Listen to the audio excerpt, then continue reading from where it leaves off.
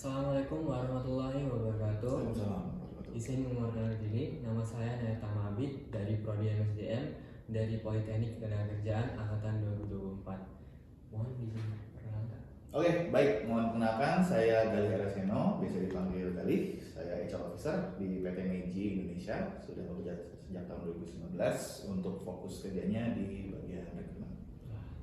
Wah, yang saya dengar tadi Kak dari rekrutmen ya? Yes, betul. Nah, apa sih tantangan Kak dalam rekrutmen orang? Tantangan, klise mungkin ya, tapi tentunya kita harus bisa untuk memfilter dari sejumlah banyak resource yang saat ini tersedia dari cross generation dan lain-lain sebagainya dengan yang diinginkan oleh user gitu. Jadi kita harus tahu nih usernya pengen yang seperti apa kerjanya, nature-nya seperti apa, tentu juga expertise-nya seperti apa gitu. Itu salah satu challenge-nya. Kadang kita cuma filter based on experience juga, tapi kalau chemistry nggak dapet sama usernya itu kadang jadi challenge juga tuh gitu, mesti cari lagi yang suitable gitu. Susah ya Kak? Susah gampang sih sebenarnya gitu. Jadi tadi ya karena memang tersedia banyak variasi gitu, jadi kadang user pun kayak terbuka juga dari yang awal pengen satu pokoknya maunya orang yang seperti ini, misalnya dia harus ada skill X, Y, Z segala macam. Cuma ketika nanti tahu, oh ternyata dia punya skill lain, beneficial juga nih untuk posisi ini gitu. Jadi kadang dengan abundance, dengan ketersediaan banyaknya sumber daya dengan skill saya juga makin beragam sekarang, jadi advantage juga bagi saya gitu. Mungkin challenge-nya lebih ke memperkenalkan aja ya. Ini sekarang kita punya sumber daya model kayak gini nih, gitu, bisa suitable atau enggak gitu. Jadi justru dari ke tim HR-nya harus lebih kreatif untuk bisa menjual sumber dayanya ke usernya gitu. Kak Gal ini kan sebagai HR rekrutmen kan? Ya. Nah, bagaimana Kakak sebagai HR memakai skill negosiasinya? Skill negosiasi tadi ya tentunya karena memang untuk main function saya di rekrutmen, jadi otomatis ketika saya memang menjalankan proses rekrutmen, manggil kandidat, langsung jalan negosiasi. Tentu kita assess dulu skill dan lain sebagainya, begitu memang sudah dikira cocok pendudukan berdasarkan standar user, tinggal kita jalankan negosiasinya. Secara perusahaan kita bisa offer apa, secara benefit, secara skill development, secara environment. Nah disitulah mulai kita harus bisa tadi ya lagi-lagi menjual. Tadi kalau tadi konteksnya menjual kandidat kepada user, kita harus sekarang menjual perusahaan gitu dalam tanda kutip, tapi ya menjual keunggulan perusahaan ini agar kandidat itu tertarik untuk bisa menerima penawaran dari perusahaan. Baik, pertanyaan selanjutnya, bagaimana cara menangani konflik karyawan yang memiliki gaya komunikasi atau budaya yang sangat berbeda dan kepribadian yang berbeda dengan pendapat? Oke. Nah lagi-lagi kalau misalnya ada konflik karyawan nih ya, itu betul-betul segala bentuk perubahan, segala bentuk adaptasi zaman gitu ya, memang jadi tugasnya HR untuk yang jadi gerbang pertama untuk bisa menyesuaikan gitu. Karena kadang ketika emang let's say dari user sama si karyawan ini gotok-gotokan gitu ya, terus ya pasti pada mau menang sendiri dong gitu. Kalau misalnya baru inisialnya ya, kita belum bicara menuju ke discussionnya gitu. Nah tugas HR untuk menengahi, kita harus tahu nih cara bicaranya user seperti apa, cara bicaranya karyawan yang mungkin cross generation itu seperti apa gitu. Harus bisa nemu tengahnya, jangan sampai cuma berusaha membenarkan satu sisi aja gitu. Jadi harus paham, oke mungkin contohnya ya, misalnya si karyawan ini dia ngomongnya ada ngegas, tapi emang catatannya seperti itu. Sebenarnya message yang bisa saya sampaikan itu adalah dia ingin bekerja efektif, tapi penyampaiannya aja mungkin lain dengan ketika generasi si usernya ini bekerja pada dahulu kala begitu. Itu yang perlu disampaikan. Jadi A nyampain apa harus disampaikan dengan betul, B nyampain apa juga harus sampai, biar nanti ketemu win-win. Yes. Nah, kalau boleh tahu Kakak sebagai HR udah berapa tahun?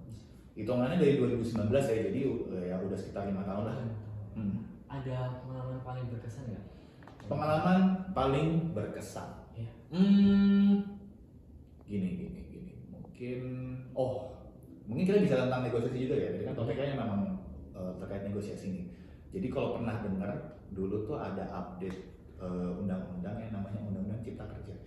Ya, itu suatu hal yang cukup delicate bagi HR gitu ya, dimana memang diminta untuk cepat tanggap, harus segera memperbarui regulasi perusahaan apabila memang belum sesuai. Salah satunya waktu itu ada regulasi tentang uang kompensasi gitu, di mana karyawan itu harus diberikan sejumlah uang ketika memang kontrak periode sudah berakhir gitu ya. Pada waktu itu PT Meiji memang sedang proses mengkaji, tapi dalam satu bersamaan lagi proses rekrutmen juga gitu. Jadi untuk format kontrak kerjanya atau PKWT-nya, perjanjian kerja waktu tidak tertentunya, itu belum diupdate, belum memuat pasal tentang kompensasi. Padahal kalau di Ciptaker itu diwajibkan harus nih ada yang mengatur tentang kompensasi gitu ya. Nah di situ muncul tuh proses negosiasi. Delikatnya adalah tentu untuk kandidat berhak dong untuk menuntut harus ada hitam di atas putihnya nih. Kalau benar emang ada kompensasinya harus dituliskan dan lain sebagainya gitu. Cuma memang di satu sisi kita belum bisahkan secara internal, jadi kita nggak bisa serta merta langsung naruh di perjanjiannya. Nah di situ kita coba melalui approach lisan. Ya kita saat ini sudah tahu betul sudah mengkaji Ciptaker, tapi untuk secara saat ini formatnya memang belum. Tapi dalam pelaksanaannya nanti akan tentunya menjadi hak karyawan begitu. Nanti kedepannya segala bentuk formatnya akan kita update. Jadi disitulah kita berusaha menyampaikan stance perusahaan kepada kandidat yang outsider. Nah itu tuh main di situ. Itulah mungkin salah satu ya yang menjadi hal yang berkesan untuk konteks ini. Gitu. Nah, pertanyaan selanjutnya, apakah Kak Galih pernah bernegosiasi di bawah tekanan? Bernegosiasi di bawah tekanan? Ya. Contohnya gimana nih? Kayak misalnya kayak harus dituntut untuk memilih kandidat yang sesuai dengan kebutuhan perusahaan. Misalnya harus bisa bikin SOP yang sangat singkat, sangat bisa dipahami lah. Tetapi dalam situasi tersebut Bapak belum menemukan kandidat dan harus ditarget dalam misalnya dalam 1 hari ke depan harus ada orang yang ke perusahaan ini. Oke. Jadi intinya kayak ya ada suatu benar ya tekap di bawah tekanan gitu ya. Tentunya ada dalam beberapa case gitu. Tinggal sebenarnya itu kembali lagi kepada bagaimana si tim HR itu menghadapinya ya. Jadi kenapa tadi saya rada questioning karena saya rasa apa ya?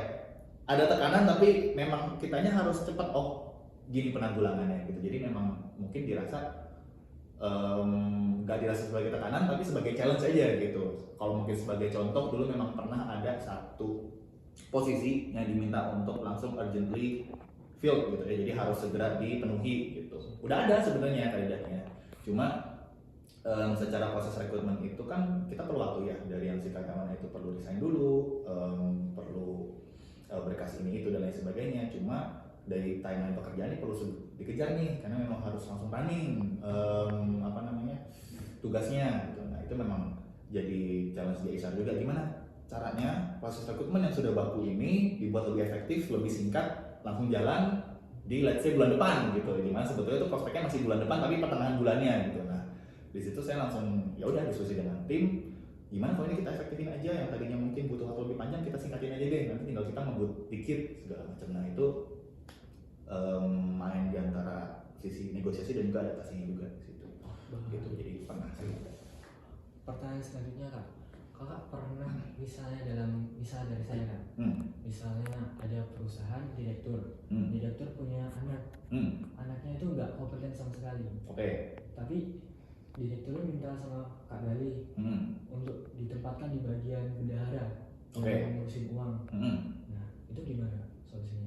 Dia nggak kompeten sama sekali dan dia ada kasus pengelapan uang di sekolahnya. Gitu. Berarti ini backgroundnya. Kalau misalnya nggak dijalankan, Bapak dipecat. Gitu. Waduh, ekstrim sekali ya. Oke. Sip. Jadi mungkin di sini saya sedikit belokkan kasusnya. Jadi kok segala bentuk. Kalau saya sih melihatnya, sorry ya kalau misalnya ada kasar ya. Itu accusation gitu. Jadi mengaccuse, bahasa kasar lagi memvonis gitu ya bahwa nggak kompeten nih. Misalnya masih dalam hati ya gitu, anaknya si bapak ini sebenarnya nggak cocok gitu. Tapi ketika kita pengen menyampaikan message tersebut gitu ya, biar kita juga nggak jadi bawahan yang nurut-nurut aja gitu ya, tetap harus menyampaikan fakta juga. Boleh kita menyampaikan hal tersebut sebetulnya, tapi harus didukung dengan fakta juga gitu. Nah kalau kita mau menyampaikan bahwa dia nggak kompeten tapi backgroundnya adalah let's say tadi ya, mungkin pernah ada record penggelapan tapi di konteks ketika dia masih sekolah. Sebenarnya kalau untuk di konteks kantor itu belum bisa aplikatif gitu. Lain halnya kalau misalnya kita mau state inkompeten, misalnya nih dia mau dimasukin tapi lewat jalur magang atau mungkin jalur penugasan dan sebagainya gitu ya. Nah, kita bisa lihat evaluasi dari usernya gimana nih. Misalnya nih dari si bapak sama ibu kabar-kabarnya mau minta di hire kemarin ketika bertugas di sini gimana gitu. Kalau misalnya memang menurut kita gak kompeten, kita coba gali dari usernya. Kalau misalnya usernya bilang gak apa-apa kok, bagus-bagus segala macam, kita buat lebih spesifik. Kalau tentang ini gimana, bla bla bla. Kalau betul memang ada keluhan, ada hal tertentu, kita sampaikan. Tapi penyampaian delivery juga harus tepat, jangan langsung menyerang gitu. Tentu di sini kan kita berusaha adil ya, kayak dalam satu sisi nggak pengen dipecat, tapi pengen menyampaikan fakta juga gitu. Pak, Bu, nih tentang pengajuan ini kan mau ditempatkan di posisi X gitu ya, tapi berhubung posisi X ini menuntut bahwa suatu karyawan itu harus memiliki kualitas ini, saya terima nih informasi dari user bahwa ketika magang ada kejadian ini. Menurut Bapak apakah sesuai dan sebagainya gitu. Kalau perlu kita ajak juga usernya ketika bicara tersebut.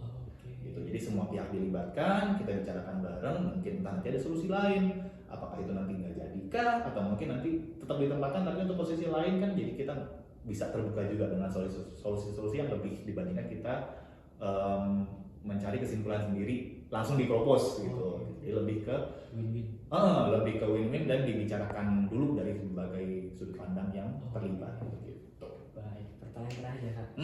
Bagaimana cara Kak Galih jika diperintah atasan untuk memecat teman sohib Kakak? Dengan alasannya apa? Harus mengkompres lagi orang. Oh, ini apa namanya? Minimalisir ini ya untuk workforce. Sohib. Jadi cuma dengan catatannya kan emang teman baik aja.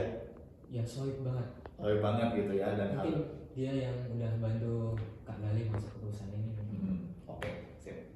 Sama sebenarnya approach-nya, kita harus diskusi juga, menyampaikan informasi jelas mungkin, melibatkan semua pihak gitu. Kita harus sampaikan dulu nih tentang personal, karena tadi kalau kita bicaranya bahasa tadi sohib ya, itu kan konteksnya di luar profesionalitas ya, gitu. Ya kita boleh temenan di kantor dan sebagainya, cuma tidak sepatutnya disangkut pautkan dengan profesional. Kalau misalnya memang ada arahan bahwa karyawan ini harus di lay off, ya kita harus sampaikan, tapi harus tahu dulu backgroundnya gitu. Kan kita dapat tugas nih dari atasan tentang ini dia mau di lay off gitu, tolong untuk diproses misalnya ke saya gitu kan contohnya ya. Kita harus tahu dulu alasannya kenapa nih Pak gitu. Apakah mungkin dia cuma gara-gara nggak suka doang dengan orangnya? Itu kan sebenarnya mispraktek juga ya, tapi itu jarang sih. Biasanya pasti perusahaan punya alasan yang jelas. Mungkin dia memang performa yang tidak bagus, atau mungkin justru membuat environment perusahaan tidak baik dan lain sebagainya seperti itu.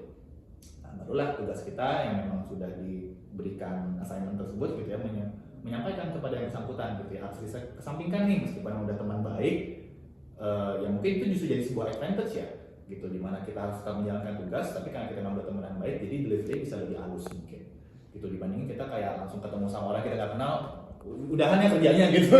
Ya, tapi kalau kita udah solid kan kita bisa cerita nih, menurut Pak Bu ini ada kabar begini, karena memang backgroundnya dari evaluasi performa, kemudian dan lain sebagainya, terus saya mau di lay off gitu. Jadi secara proses memang sudah mulai tahap sendiri, tolong dapat disiapkan aja gitu.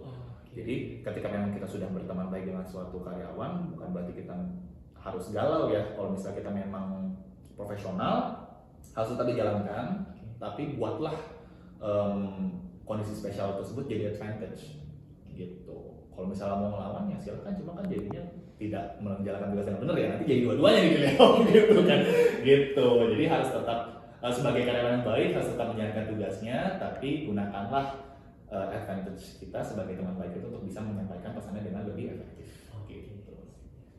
Oke, sekian perbincangan pada hari ini. Terima kasih. Assalamualaikum warahmatullahi wabarakatuh. Waalaikumsalam warahmatullahi wabarakatuh. Terima kasih. Oke.